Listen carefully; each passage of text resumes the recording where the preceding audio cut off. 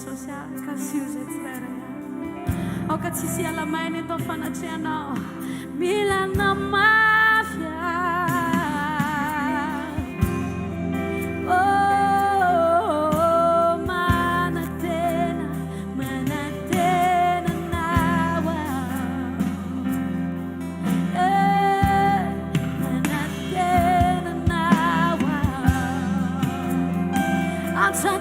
Ilazaya manantena nawa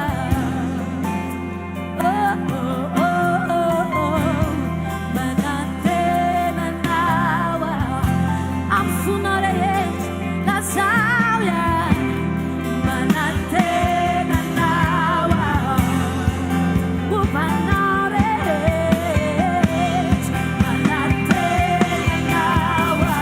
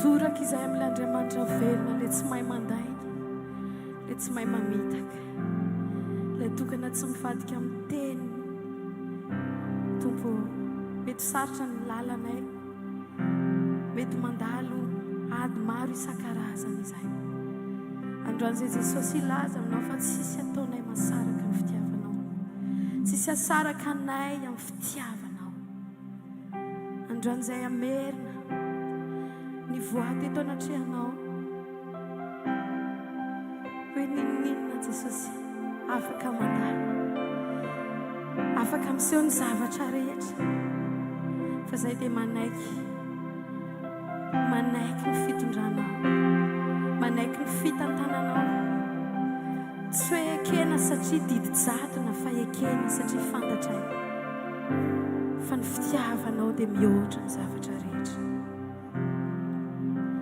nasaratra ny lalana tsy asakranay tsy andeha na endrika na lanjesoko tsy mampanino mavesatra no efa netiko fatoky fonano nasetiko tsy ho taitao fireo zay ratsilo tsy ampivadipo utsinotsinona tompo ankeny kwaminao ny fiainako sy zay rehetra mikasika aokanao hitantanaty andao ninonina anjo na ho sarotra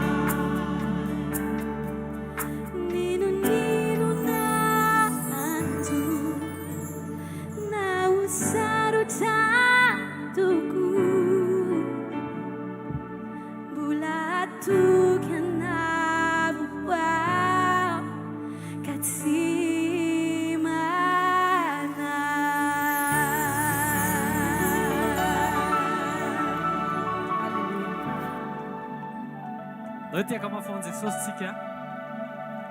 Alleluia. Tonga fotoana amerenana ny voninahitra any amin'ny Jesosy. Manomboka androany moa zany dia misokatra miverina misokatra amin'ny fomba ofisialy indray ny témoignage-tsika. Angono ny témoignage-nao mandritra ny herinandro dia hoentintsika averina any amin'ny Jesosy ny voninahitra rehetra. Alleluia. Voninahitra dia ho an'i Jesosy irery ihany. Rehefa nandeha ny fiainana teny niaraka tamin'i Jesosy. Ny anarako moa dia feno asana.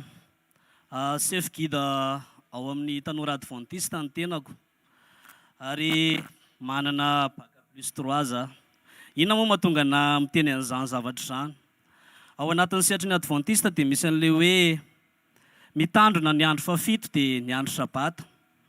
Dia ao anatin'izany misy fifehezana tena hoe mafy ao anatin'izany hoe sabatista ao amin'ny adventiste izany.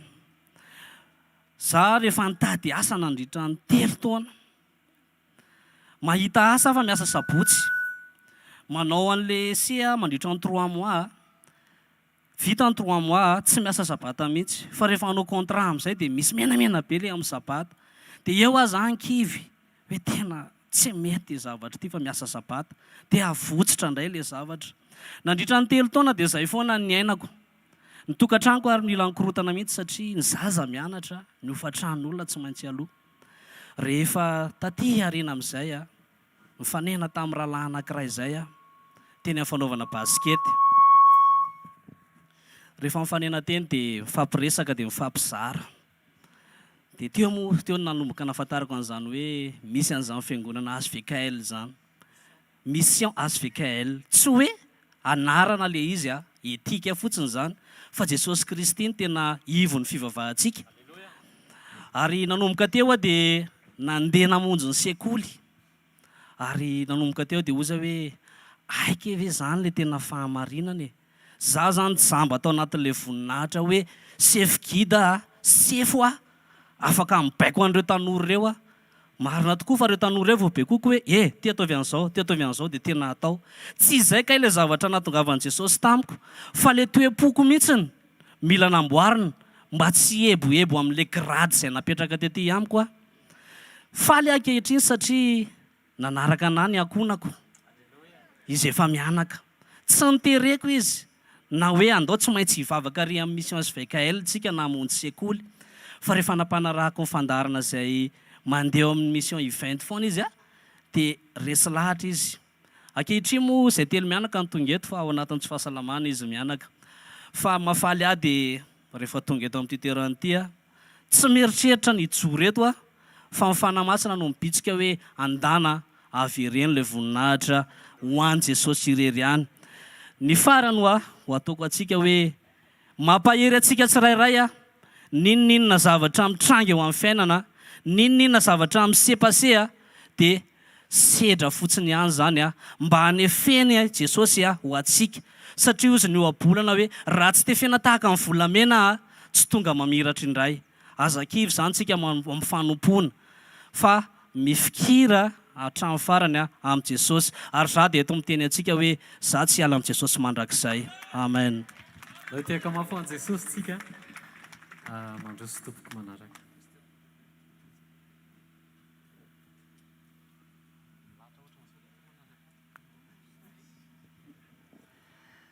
Miarahaba antsika rehetra amin'ny anaran'i Jesosy Kristy. Voninahitra ho an'Andriamanitra irery ihany zany ny joroako vavolombelona eto. Za Zakaria ny anarako dia manana anaram-baovao ihany koa hoe bien-aimé. Io loha tsy haiko fa za moa efa vavaka tamin'ny fiangonana hafa ankoatra izay. Nianatra tamin'ny institut public dia tany nisy hoe nisy mpaminany vavy izay zany na mianarana ana rehefa vita batisa dia hoe bien-aimé ny anaranao ozy izy. Tian'Andriamanitra ianao ozy izy. Dia ndraisiko moa ilay izy, ndraisiko amin'ny fahatsoram-po ilay izy. Za zany tamin'ity taona ity vao tato amin'ny hvkl. Tena niasa be satria nanao tamin'ny ministera dimy dia ny mpampianatra ny fidiko. zay ny antony anarako tamin'ny institut biblika. Dia navita 5 taona tao aho. Dia efa nampianatra mihitsy nanao stage nampianatra baiboly zany. Rehefa nandeha teny, toetrany tsy hitako ihany fa toetrany fivirako tena ohatrany tsy de hitako hoe ahoanana. Dia indray alahady zay ahako nanokana fotoana. Mivavaka rery tao an-trano, tsy nandeha mivavaka azy zany fa janona tao an-trano aho dia nanoka tena zany.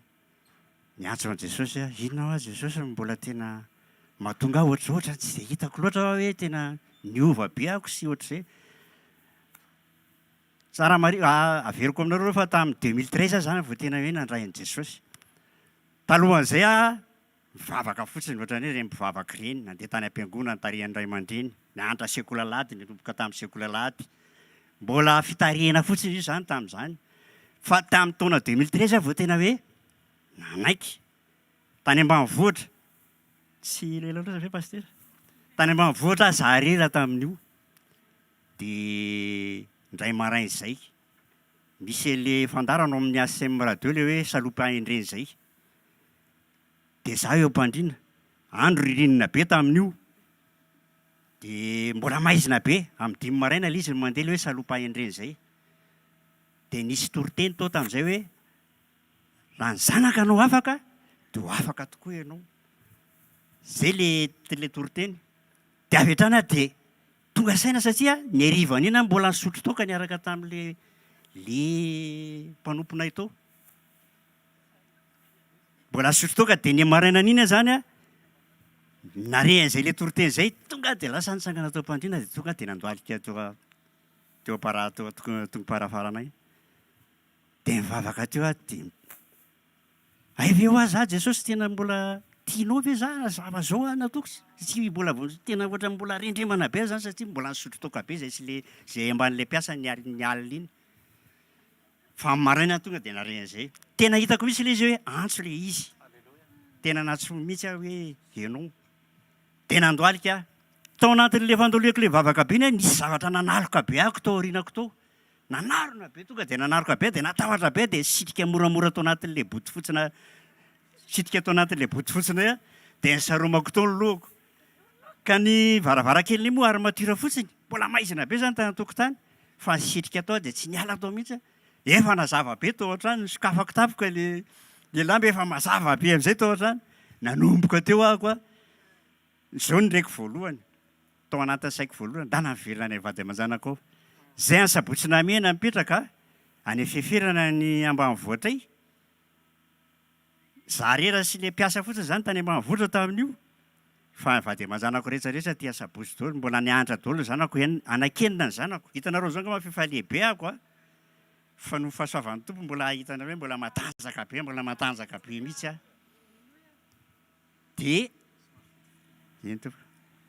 Dia teo zany a nanomboka verina tany avady aman-janako satria ndreko tao amin'ny eritseritra tao hoe tsy ianao rera no vijeko fa ianao sy ny ankonanao. Zany ndreko.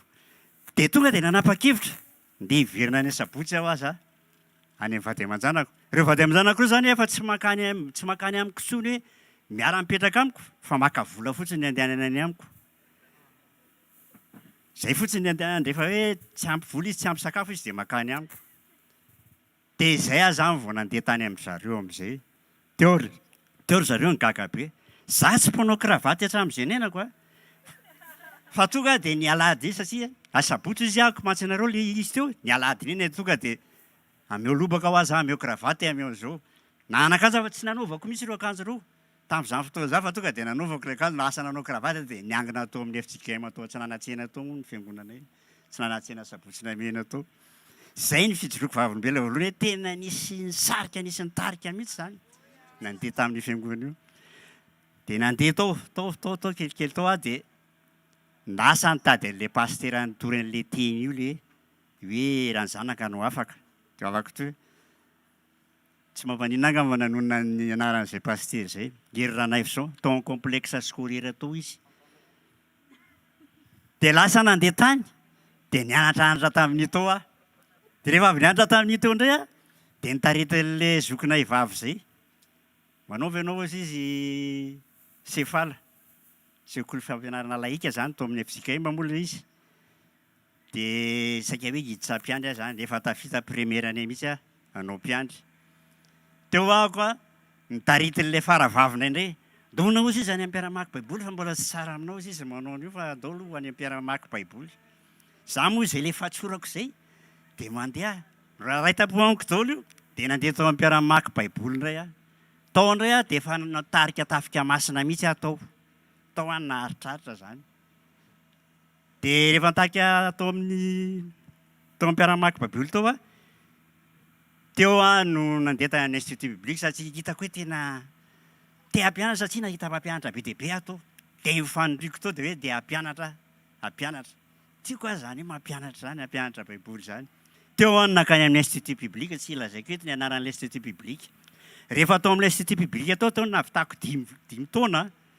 dia efa mivoaka mihitsy efa voatokana efa inona efa nampianatra teo ahako a narefeo hoe tsy ampy communion ianao miasa be fotsiny ianao fa tsy ampy communion satria zay le volazako teo amin'ny voalohany dia inona zany ho Jesosy nataoko zay le nanokanako tena tsy ampoziko mihitsy a nandrehan'ny toriteny an'ny hvkl tena paster rodolo fa misy nitoran'le izy teo no natonga saina anahy aiza misy an'izany super io zany satria za zany tsy mpidiny nalakely mihitsy aiza raha misy an'izany super io zany aiza misy an'izao dia misy le zanako anankiray cuisinier chef cuisinier zay eo analakely zany data eo analakely io ohatry dia teo talata tsara misy tan'izay paster rodolo fa teo tamin'izay tonga dia nitondrotondrona be zany efa tsy mahalala izy tsy mahafantatra tsy tonga azy teo ianao sisy fantaritony tompo ianao tonga eo fionao dia zao tsy ampy tena niteny mihitsy izy a tsy ampy communion zay na zaho azy zany satria za nangataka tamin'to hoe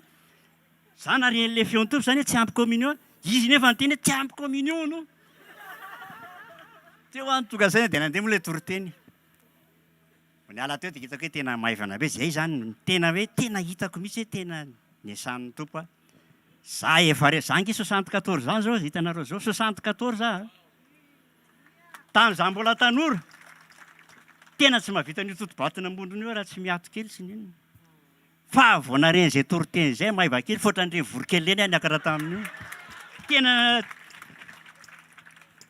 tena vitako tena hoe tia niato mihitsy tonga dia niakatra otrandre hvkl eny niakatra ny totobatina ambondrony io zay voalohany dia mbola tao amin'ny sepery any nisy paster vavy indray nytoriteny dia hoe andaovaka antsika hoe salama za zany efa tonga dia nanokatra baiboly za moa mitondra baiboly dia taditiko hoe salamy 33 angama zay sa 36 dia za fa tonga dia nanokatra le salamy 36 dia izy nefa iry miteny tonga dia sokafantsika izy eo amin'ny salamy 36 gagabe ako taiza be indray fa ahoana ary zany ahoana ny tonga dia fanaraka le izy dia izy manona an'le za zany nefa nanokatra le salamy 36 om'le salamy 36 mihitsy ny sokafako ny avadibady teo za tsy mbola tsy nareteny avy izy nyteny hoe salamy 36 na 33 izay tsy taditiko fa zay efa elaela zay koa ray dia hitako misy hoe fomban'ny tompo anahy dia fahatelo mandeha ako eny an-dalana taloha voadonan'ny olona foana satria alarobia tamin'izay mbola atao amin'ny superi any alarobia indray izy avy nanao sekoly tokantrano zany sekoly tokantrano le izy dia nandeha ako avy nirava tsara mihitsy za taloha tsesika be rehefa mandeha ny andravoangy iny voadonan'ny olona foana satria za koa lefa lehibe dia voadonan'ny olona foana fa tamin'izay fotoana zay ny olona miataka raha vao mandeha miatakatraka ny olona dia gagabe ahy fa ahoana ary zany a dia mandeha tsisy za zany tokony no azafato fa le olona indray tonga dia miataka manome lalana anahy zay koa ray a alizy a tena hitako matety mahatonga tany amin'ny rembus tany ana dia ohatra zay foana tsy nisy nadona atsy olo le olona tsy nisy nadona dia voninahitra ny Andriamanitra rery any ny tiako tongavana an'izay tompoko a za zany saketsy hoe androany aloha ny hijory vavolombelo efa niteny tamin'ny pastera sandratra tany an-tranony masy dia efa niteny ny tantara be dy mbola lava be le izy fa tena nijoro tena hoe hitako hoe tena fitantahan'Andriamanitra tena hitako mihitsy hoe mitatana mihitsy izy tena hoe zao tena tiany a zay Raha tiaka mafon'ny Jesosy farany androany tonton hery voninahitra dia ho an'ny tompo rery ihany a Hery ny anarako a dia raha naivison zabako fa tsy haiko izy tsoro ve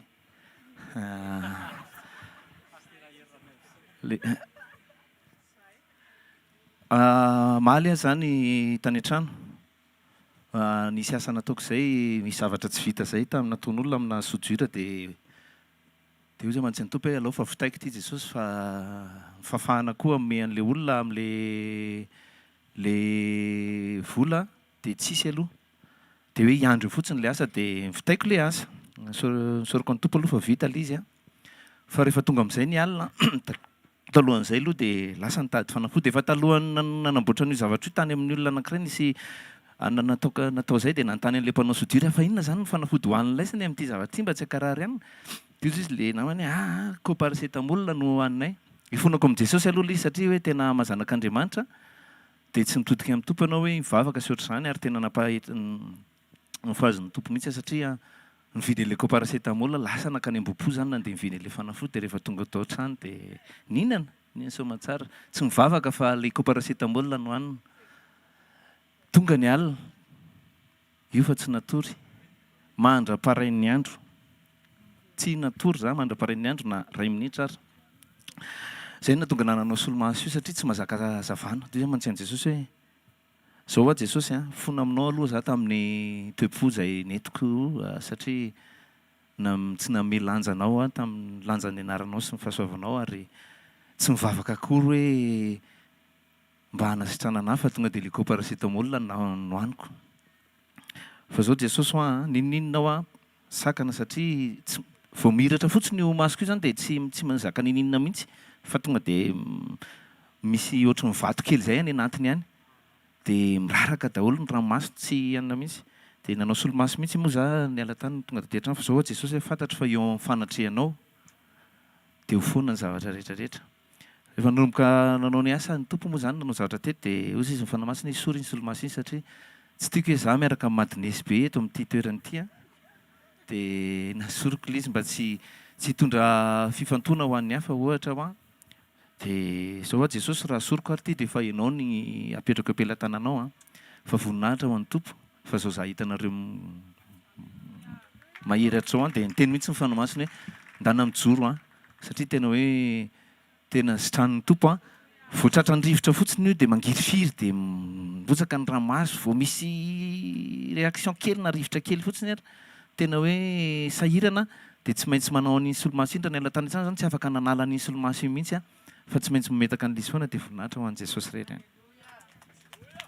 ndao tsika hitsangany tsy hitanareo hoe mahafinaritra ve no mifampahery ao anatina témoignage any tena misy zavatra tsy voatery hoe eo aminao fa nantsoan'Andriamanitra tsika iray a mba hifaly ho an'ny fisehoan'i Jesosy eo amin'ny fiainan'ny hafa alleloia asandrato ny tananao ndao tsika hisaotra an'i Jesosy ny amin'ny fanatrehany a ny amin'ny communion izay hitarihany atsika Jesosy tsy mifaly amintsika rehefa manompo be tsika fa Jesosy mifaly rehefa ampy communion aminazy tsika tsy any amin'ny titre ilay izy tsy any amin'ny diplôma tsy any amin'ny fianarana tsy ao amin'ny zavatra hay tsy any amin'ny fanafody fa tsika mifantoka ao amin'i Jesosy tsika miombona azy ndao tsika hisaotra an'i Jesosy ny amin'ny teny izay hitondrany atsika ndao hisaotra an'i Jesosy ny amin'ny fampianarana izay asainy zaraina eto amintsika ndao hisaotra an'i Jesosy ny amin'ny fisitsika tsirairay avy izay tafahombona aminy noho ny teniny a sy noho ny hafatra izay apetrany eny ambava amin'ny mpanompony ndao hisaotra an'i Jesosy fa Jesosy mihitsy no misisika mba hiombona amintsika tsirairay avy dia hisaory an'i Jesosy ny amin'ny vavolombelona teo amin'ny fiainan'ny rahalahy fenoasina teo amin'ny fiainan'ny rahalahy bien-aimé ary teo amin'ny fiainan'ny tonton hery hisaory zany andao tsika hifaly noho ny amin'izay nataon'i Jesosy teo amin'ny fiainan'ny hafa andao tsika nome voninahitra an'i Jesosy azakombona ny vavanao raha mety sokafo ny vavanao dia miresay ianao amin'i Jesosy a hisaory izy ray amin'ny anaran'i Jesosy Kristy avy Nazareta tonga eto izay misaotra anao tonga eto izay manome voninahitra anao misaotra Jesosy a ny amin'ny fiombonanao aminay misaotra ny amin'ny fanorantenanao na fahanay miombona aminao misaotra Jesosy a fa ninina zavatra tany amin'ny lasa rehefa tonga eo aminao zay zay, rehefa tafahombona eo aminao zay, dia omenao fiainam-baovao. Ilay fiainanao no ataonao aty anatinay, ka tafatoetra aty anatinay ny fiadananao. Misaotra ny amin'ny fanorenana tokantrano, misaotra ny amin'ny olana zay avelanao mitranga, fa ao anatin'ny communion dia tsy renay intsony ny olana, fa ny fiombonana aminao no mahazo aina aty anatinay. Misaotra ny amin'ny fiovampiainana, misaotra ny amin'ny nanafahanao Andrala bien-aimé tao anatin'ny toaka, misaotra ny amin'ny nitarianao azy Jesosy ho tonga ao anatin'ny fiombonana marina aminao, satria anao tsy mahazo aina ny anatina asa fanompoana, ao anatina titra, fa mila tafahombona aminao zay tsirairay avy. Zany nisoranay anao Jesosy ny amin'ny communion zay tondranao anay Jesosy. Amen. Andao itiaka mafy ho an Jesosy tsika tsirairay Jesosy. Amen. Andao itiaka mafy ho an Jesosy tsika tsirairay avy. Tovy mafy ny tiaka ho an Jesosy.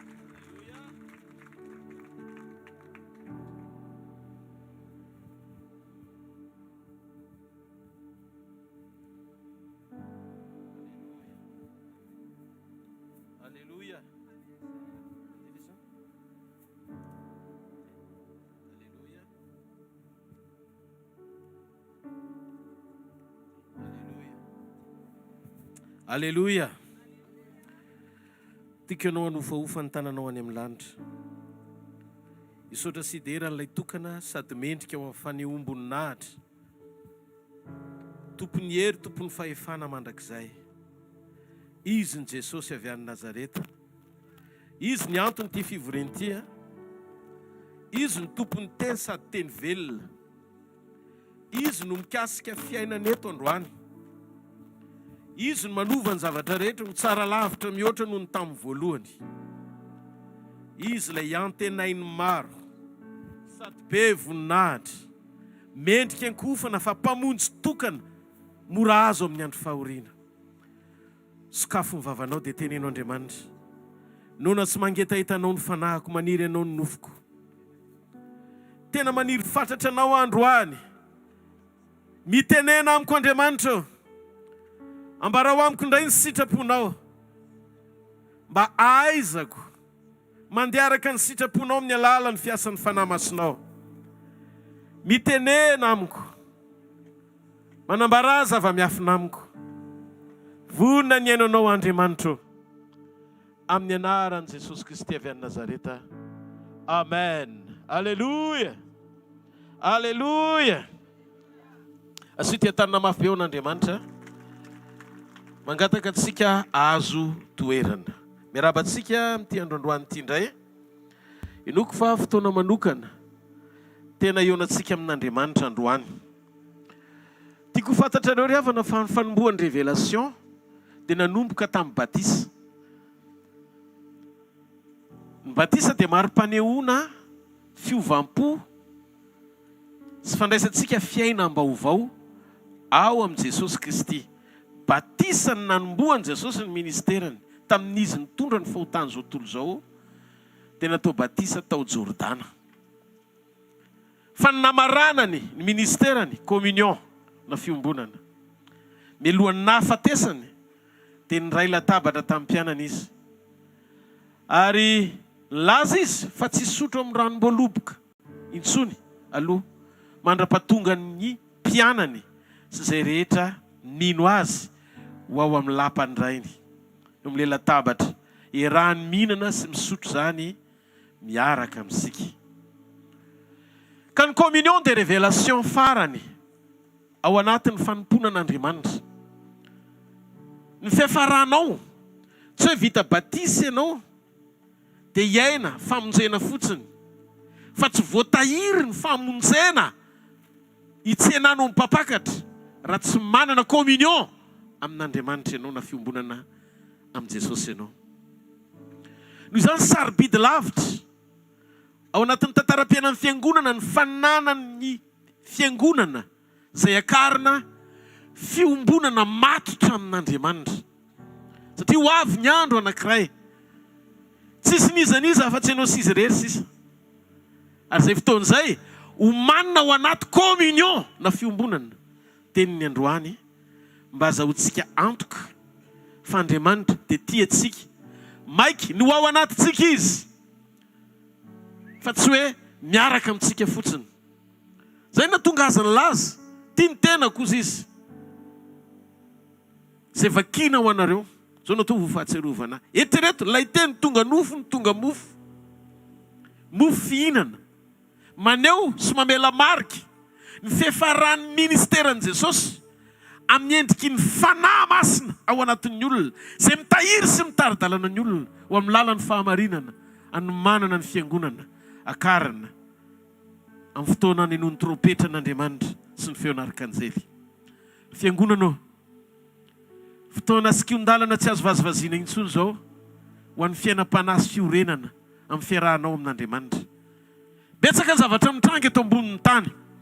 Fandroany manokana dia mbola te hisarika amin'ny fifatohan'ny tsirairay avy miaraka amin'ny fanampin'ny fanahy masina angatao ny fanahy masina mba tsy ho teny mandalo ny zavatra zaraintsika eto androany fa teny hoentin'ny fanahy anovany ao anatin'izay manatsofina ka mandray ny teny anana n'le karazam-piainana mifanaraka amin'ny sitrapony tokoa anamorana ny fotoam-pampakarana anao. Tiako ianao androany anongila tsofina fa somary anaitra kely atsika ao anatina fampianarana anankiray izay nampitondraina ny lohateny hoe mahalala ny ao am-pon'Andriamanitra ao anaty fiombonana eo am-panatanterahana ny zavatra asainy atao.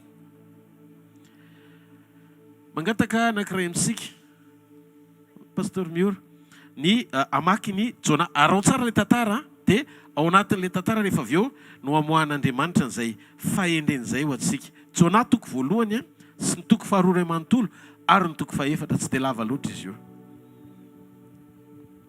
Amin'ny anaran'i Jesosy ary tonga tamin'ny Jona zanaka amin'ny tany tenin'i Jehovah nanao hoe mitsangana mankanesa ny Ninive ilay tanàna lehibe ary miantsony amin'ny amelezana azy fa tafakatra eto anatrehako ny faharatsiany.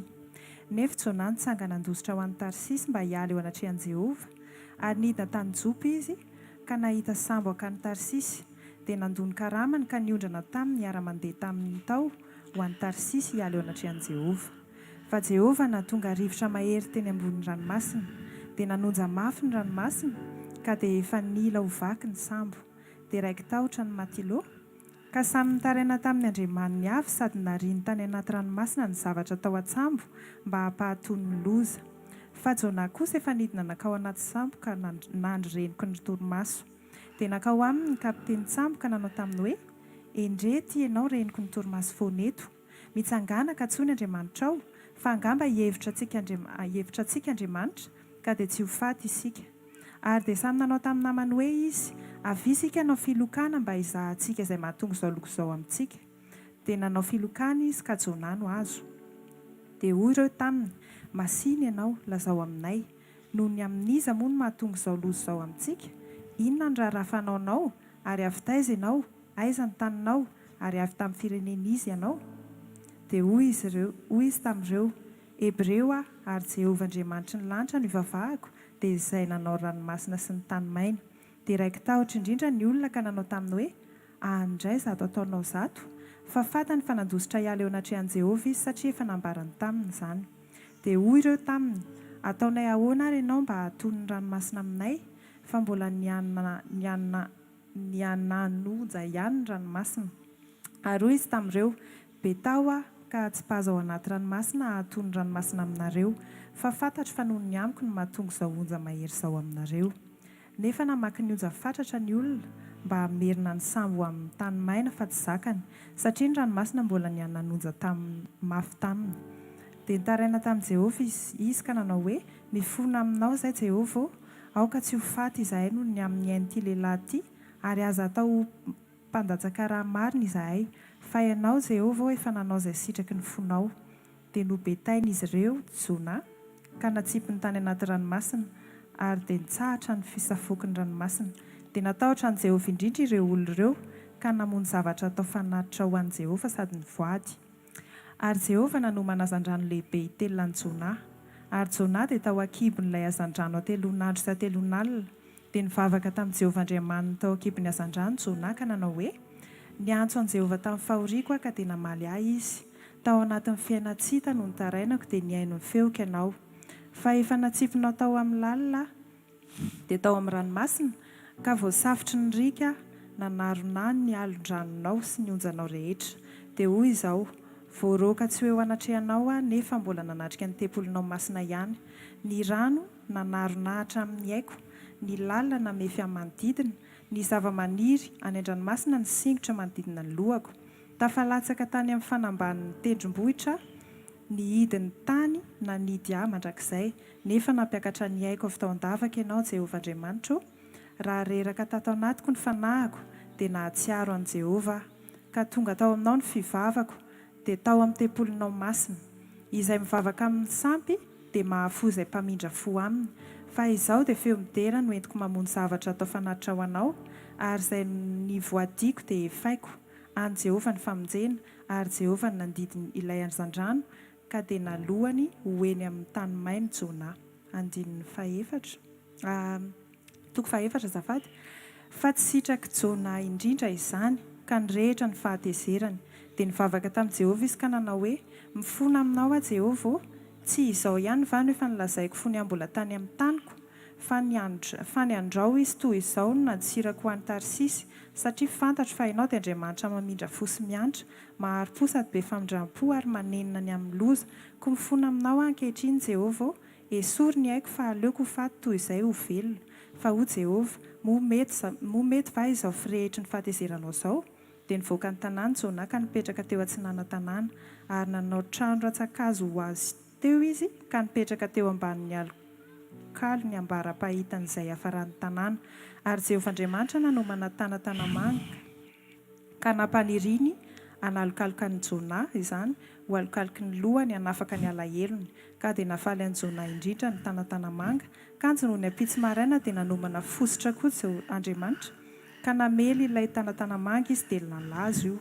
Ary noho ny posaka ny masoandro, Andriamanitra dia nanomana rivotra mahamay avy any atsinanana, ary dia namely ny lohan'i Jona ny masoandro, dia ana izy ka nangataka ny ho faty, nanao hoe: aleoko ho faty toy izay ho velona. Fa hoy Andriamanitra tamin'i Jona: mo mety va izao firehitry ny fahatezeranao ny amin'ny tanatanamanga izao? Ary hoy izy: mety ny ahatezerako na dia mandra-pahafatiko aza. Dia ho Jehovah, ianao malahelo ny tanatanamanga izay tsy nisasaranao na nampanirianao, dia ilay naniry indray alina monja ary maty indray alina koa.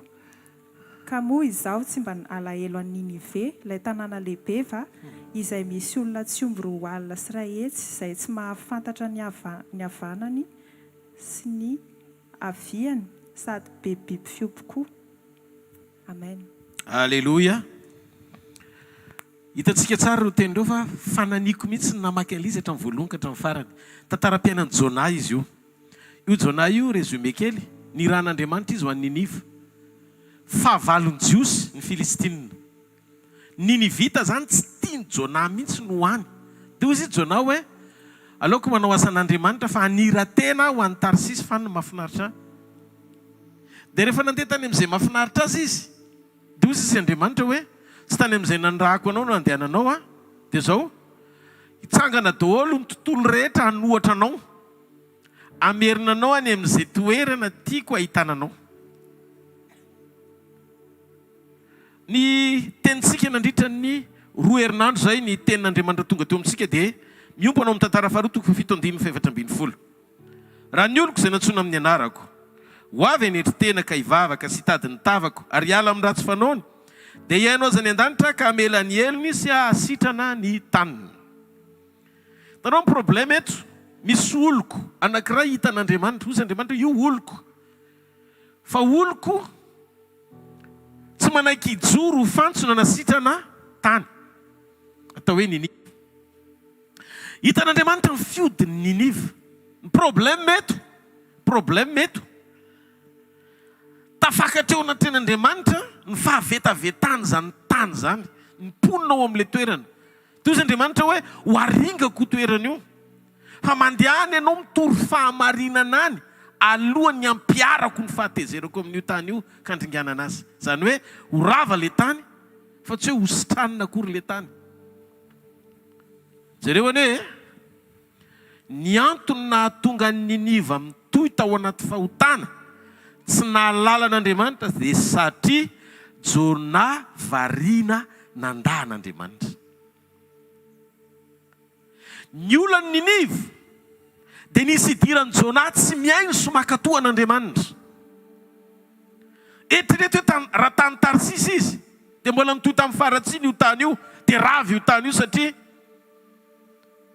tsy tao amin'ny sitrapon'Andriamanitra ny fiainan'ny mponina tao. Raha diky dia zao, tsy sitrana ny tany Niniva fa ringana raha tsy miveriny Jona, namaly ny antso sy ny iraka, nampanaovin'Andriamanitra azy. Nanota ny tao Niniva, nitota amin'ny faharatsiny Niniva, satria Jona dia mpaminany nanohatra an'Andriamanitra. Nisy risky ho ravy Niniva, satria lay niran'Andriamanitra dia nandaza naniraka azy. Misy risky ny ho any amin'ny elo Niniva, satria ilay nanankinan'Andriamanitra afatra message sy nanankinan'Andriamanitra iraka mission mivariana. Inona ny antony? Jona dia manana aretina ara-panahy. Fantatrao ve inona ny aretina ara-panahy nananan'i Jona? Variana tamin'ny politika Jona, dia tsy tafajoro tamin'izay nilan'Andriamanitra azy. Tia tanindrazana Jona, satria mpifahavalo ny Israelita, ny Israely sy ny Filistina, mpifahavalo reo. Dia ny problema ny Jona tsy vita ntsony nanavaka sy nametraka ny asarobidy ny missiony raha oharina amin'ny fitiavan'ny Israely. Zany hoe nametraka ny asarobidy ny politika ao ambony mission spirituelle na ny iraka ara-panahy nakin'Andriamanitra taminy. Ry havana, ho avoaka koa ao anatiny ty fanambarana ty, ny fon'Andriamanitra, ny ao am-pon'Andriamanitra ho an'ny olona. Mba hisaintsaina ny fiangonana, ametrahany fiangonana ny mission na iraka ara-panahy ho ambony lavitra noho ny trouble sy ny korotana misy manerana n'izao tontolo zao. Ary zay no mahafatra tsisy kilema ny afatra ampitondraina antsika. Satria afatra tsy misy fiampandaniana fa mampahafantatra ny marina ny ao am-pon'Andriamanitra, anairana ny fiangonana, anairana ny fiangonana, iverina eo amin'ny antom-pisina, tena ilà n'Andriamanitra azy. Zava-doza mantsy ry havana, raha iveriny Jesosy nefa mavesatra ny ao anatinao. Zava-doza zany ao amin'ny fiainam-pananao, ary tadidio fa ny fotoana iverenan'i Jesosy zavatra roa ihany no ahitantsika azy. Voalohany, zay madio am-po no ahita n'Andriamanitra. Ary ny ray faharoa, zay tsy mana fiainam-pahamasinana tsy ahita n'Andriamanitra. Ny nivita tamin'izany dia fahavalon'ny Israely na ny Jiosy. Dia Andriamanitra naniraka Jona andeha hitory amin'ny fahavalon'ny Jiosy fireneny, andeha hitory famonjena sy fibebahana. Jona mampaminany azy zay mpaminany ty tanindrazana, dia tiany Andriamanitra anafay sy andravany Filistina fahavalony. Kanefa Andriamanitra lay tiany olombelona sy naharin'ny olona dia naniraka Jona mahalala an'Andriamanitra mba hitory amin'ny fahavalo zay tsy mahalala an'Andriamanitra, mba hiverina amin'Andriamanitra. Mila fantatsika ny asarobidiny mission zay nakin'Andriamanitra amintsika fiangonana. Naniraka ny Jona nandeha hamonjy Filistina fahavalon'ny Jiosy Andriamanitra. Jona dia ampiasa n'Andriamanitra amalifaty ny fahavalony, ary Jona naka party hoe Andriamanitra koa dia tahaka ny Jona tsy tia Filistina. Tonga dia nalainy akama fotsiny zao Andriamanitra, tsy nanontany ny heviny izy, fa raha mba ity kosa mba etaetako Jona satria manompo anao aho dia aleonao mba ho akamako akahala Filistina. Fataro havana fa Jona ne tsy niova e. Na nandalo lalina tao kibon'ny trondro azy izy, mivoaka avy ao nandeha nitory teny-pahamarinana, Dia ny zavatra natonga azy tezitra tamin'Andriamanitra zao mihitsy ilay tsy zakako. Satria rehefa niova ilay tanàna ka mibebaka tamin'ny biby fiompy ny antsoandro fifadikanina sy mibebaka ny olona tao amin'io tanàna io viana tamin'Andriamanitra dia tsy ringana ilay tanàna. Foana ny fahatezerana. Tsy rava ny tany fa sitrana satria namita ny mission Jona. Tezitra amin'izay Jona. Tio Jona hoe zao mihitsy lefa napoziko. Zao mihitsy lefa napoziko ary zao ny tsy zakako aminao. Fa maninona ianao? Nitizy ankalaiko.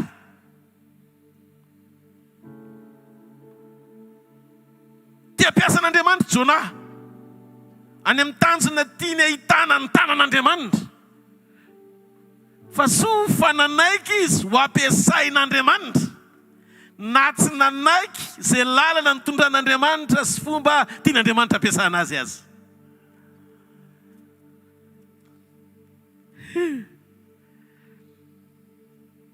Andriamanitra niandry an Jona anaiky ho fantsona azon'Andriamanitra ampiasaina amonjy ny fahavalony. Hafa mihitsy reto ny eo am-pon'Andriamanitra. Andriamanitra tsy mitovy amin'izay heverintsika fa mety sy mandresy lahatra antsika. Ary izay koa noetretin'izay tsika fa ho am-pon'Andriamanitra ho antsika. Misy zavatra tian'Andriamanitra atao andrasany amintsika indraindray tsy zavatra tiantsika anerenan'Andriamanitra fa zavatra tian'Andriamanitra isehony amin'ny fomba fampiasana antsika. Bazonao veroka ve? Fa Jona tsy nakatoan'Andriamanitra sy nanaiky azy noho io Ninivy io e. Fa satria Jona natahotra ny ho faty tao an-kibon'ny trondro dia nanaiky an'Andriamanitra izy. Teo izy no niteny hoe eny any fiainatsita ny toerana misy any amin'ny saringotra amin'ny lohako ny fako, any ambany lalina nitondrana ho kanefa zao ianao Andriamanitra marina iteranao. Fantany olona mahalala izy an'Andriamanitra. Fa manana problème Jona. Timproof fa tsy niova hevitra mihitsy izy tao an-kibon'ny trondro. Rehefa nandeha izy nitondra ny hafatra dia tsy tao am-pony ny ovan'ny tanàny Niniva.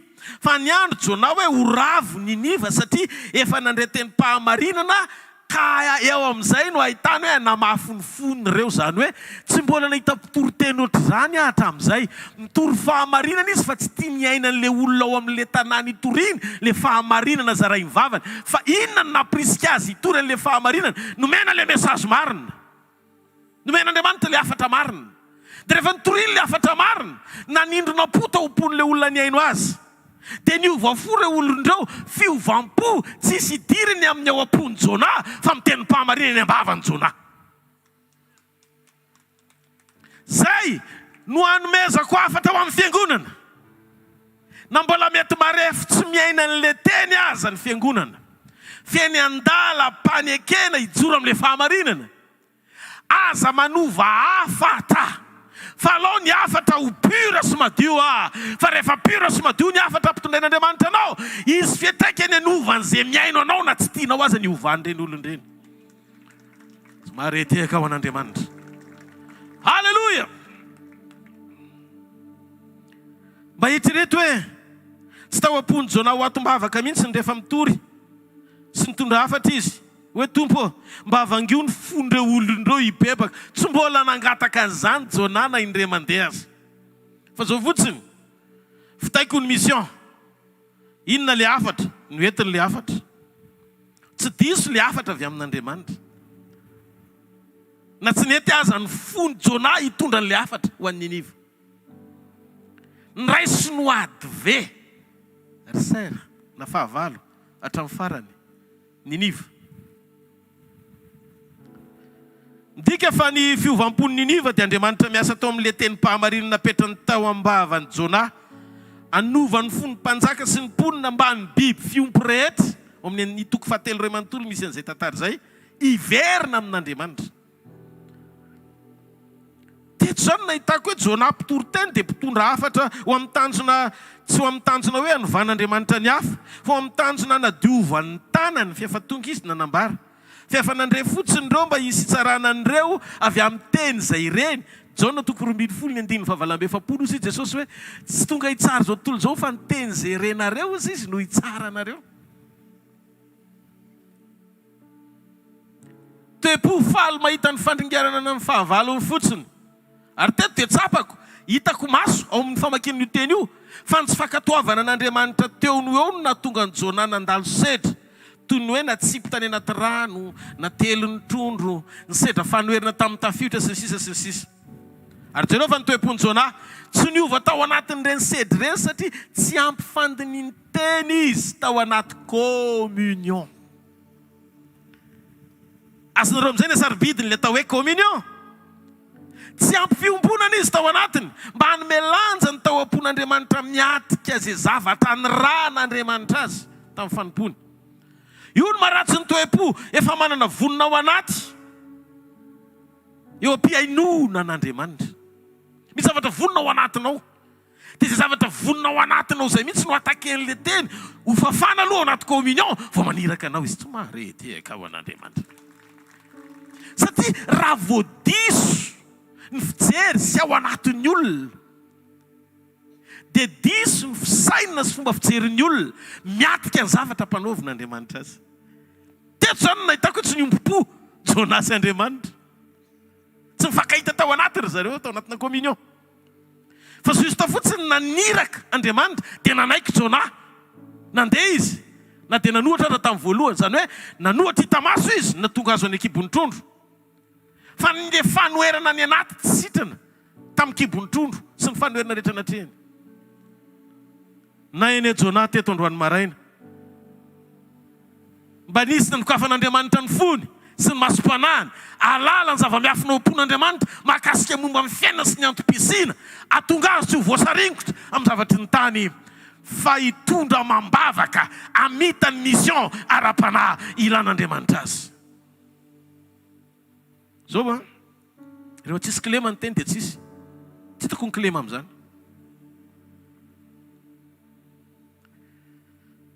Halleluja! Io le maharatsy ny toe-po efa manana ny vonina ao anaty eo am-pianonan'Andriamanitra. Jona ny hevitra fa Andriamanitra namany manohana azy hankala Filistina. Ary tsika koa indraindray ohatr' izany. Andriamanitra mankala an'izay mankala. Andriamanitra zao testa be amin'iny satria zanany aho. Io no mitsikitsika io mihitsy ny tratran'izany.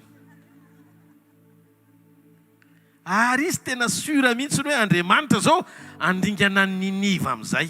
Matoa izy naka tendrotendrom-bohitra sy avoana lavitavitra amin'izay, hijery andreo mirefitra amin'izay ako.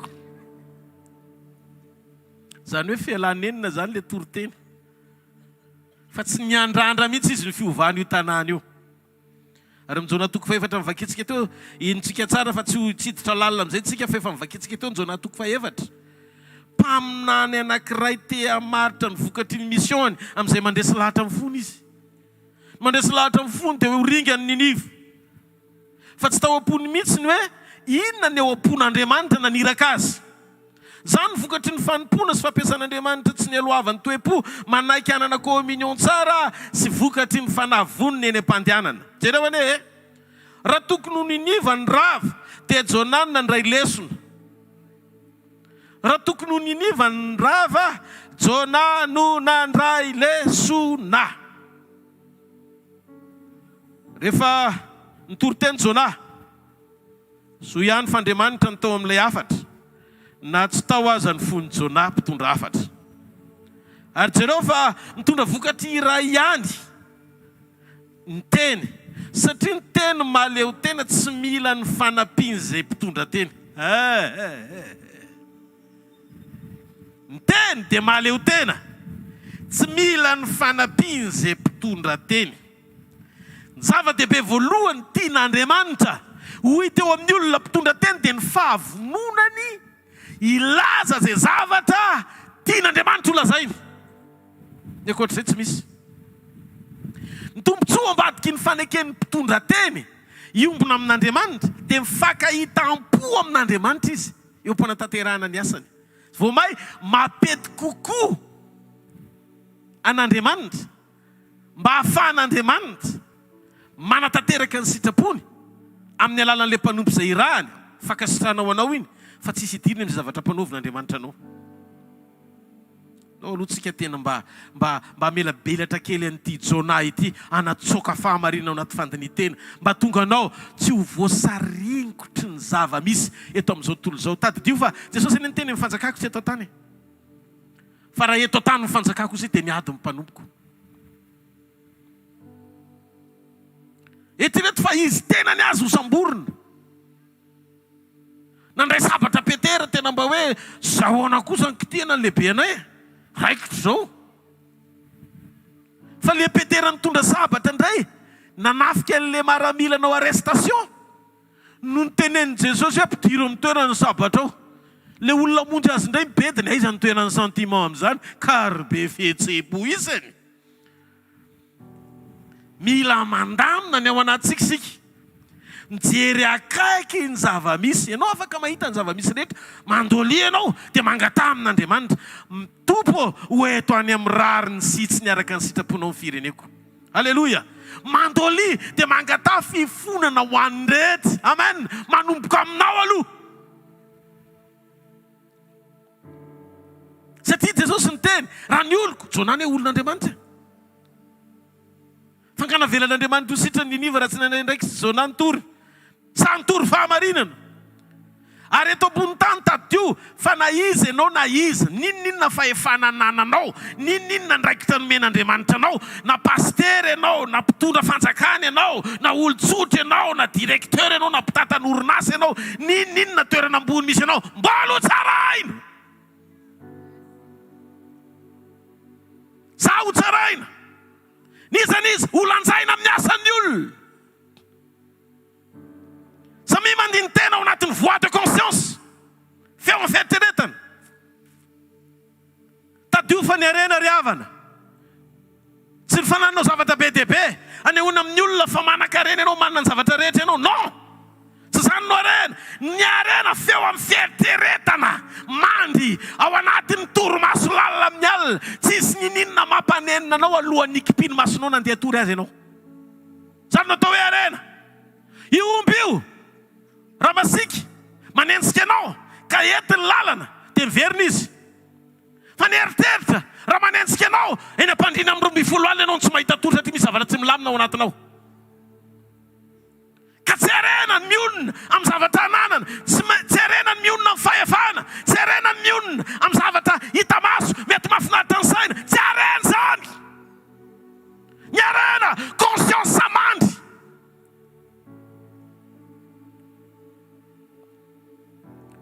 Antonio ny tenanao. Efa mba nanontany ny tenanao ve ianao fa tsy miandry ny hafa ampatsiaro anao hoe misy zany. Mamerina ny olona amin'ny tena ny tenin'Andriamanitra. Andiny tena sy atsapa ny alaliny ny atao hoe fandy ny tena marina. Efa nijery fitaratra ve? Inona ny fitaratra tenin'Andriamanitra? Mampahafantatra ny ao am-ponao, madio ve ny ao anatinao? Mety ve ny fanapahan-kevitrao? Inona ny sarobidy aminao mihoatra noho ny fiainam-panahinao? Ho aiza ianao sy ny mandrakizay ianao?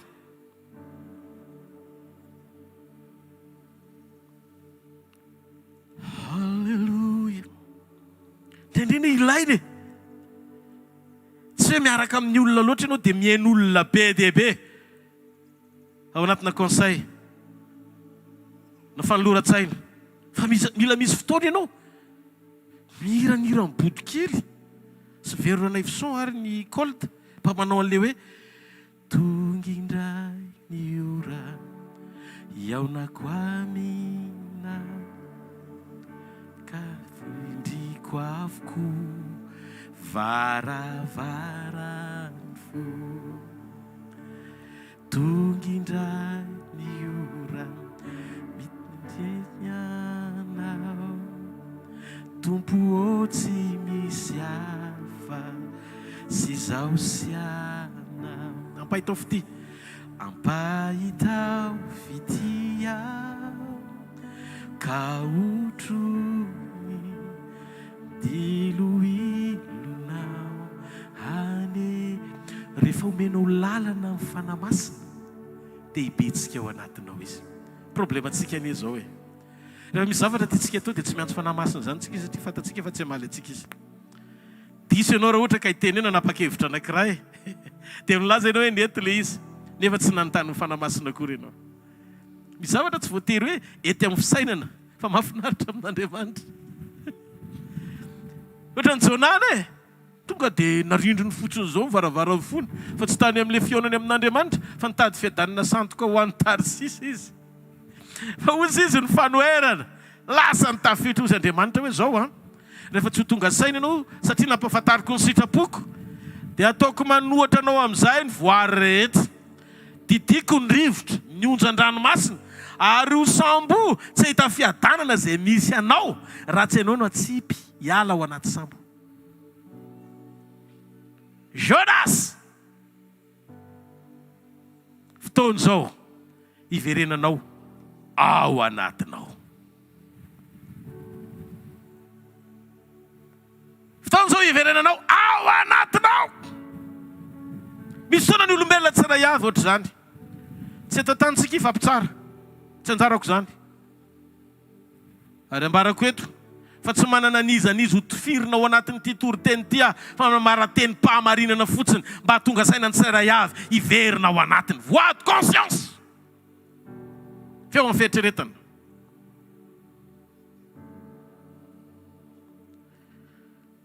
Eritrereto amin'izany hoe Jonah ny toriteny.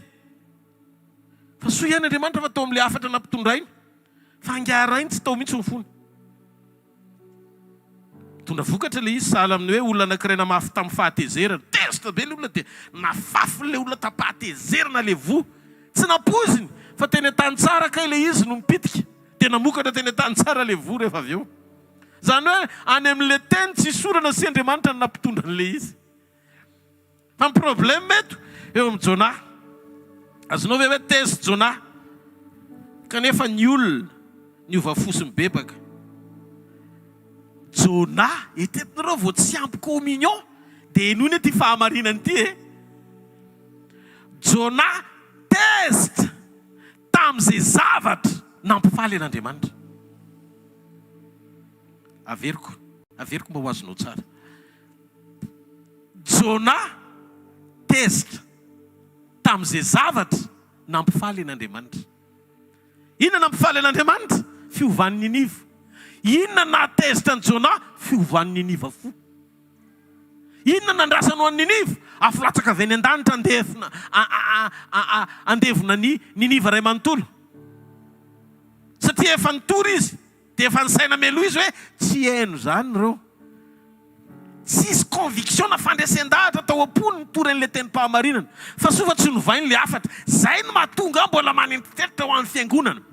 Teneno ny fahamarinana mijoroa amin'ny afatra tsisy kilema na tsisy haino anao aza aloha. Fa ny afatra tsisy kilema tsy hainao, tsy noho ianao na tonga n'iny afatra iny tsy ho tafiditra ny am-pon'ny olona.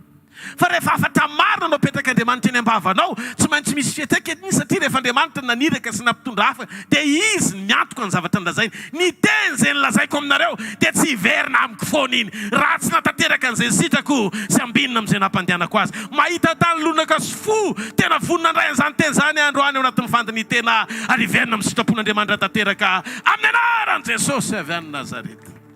Halleluja! Eto am-pamaranana.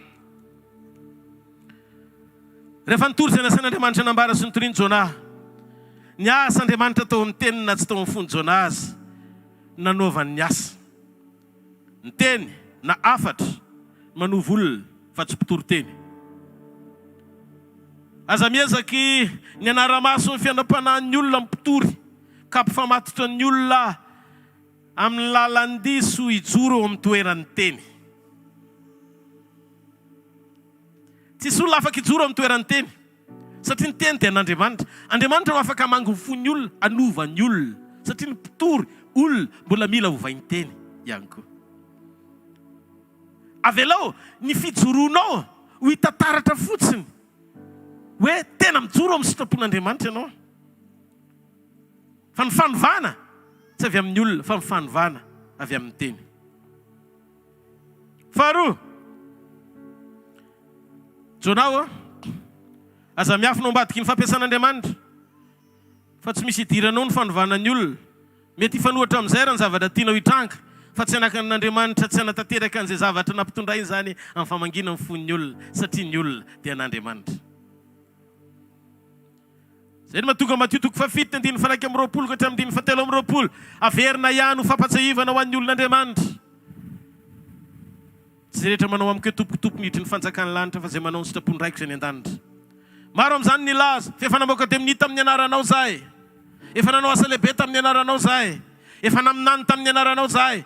Dia hozy izy Jesosy tsy fantatra akory ianareo fa iza monareo?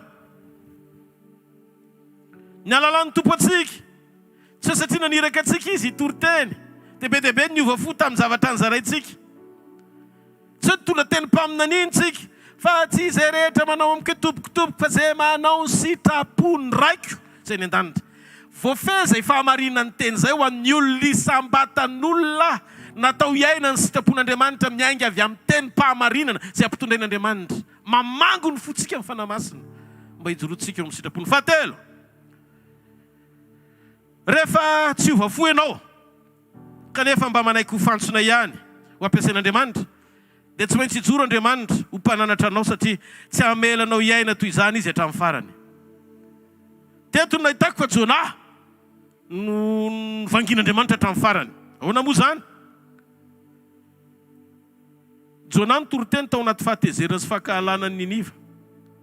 Fa le fahamarina tany ambavany nanova fon'ny olona sy nanindro natao pon'ny olona. Tsy nanantena ny hafa iova mihitsy Jona fa niandry ny faravan'ny Niniva azy izy. Azonao antoka ave hoe Andriamanitra tao amin'ny teny fa Jona tsy tao.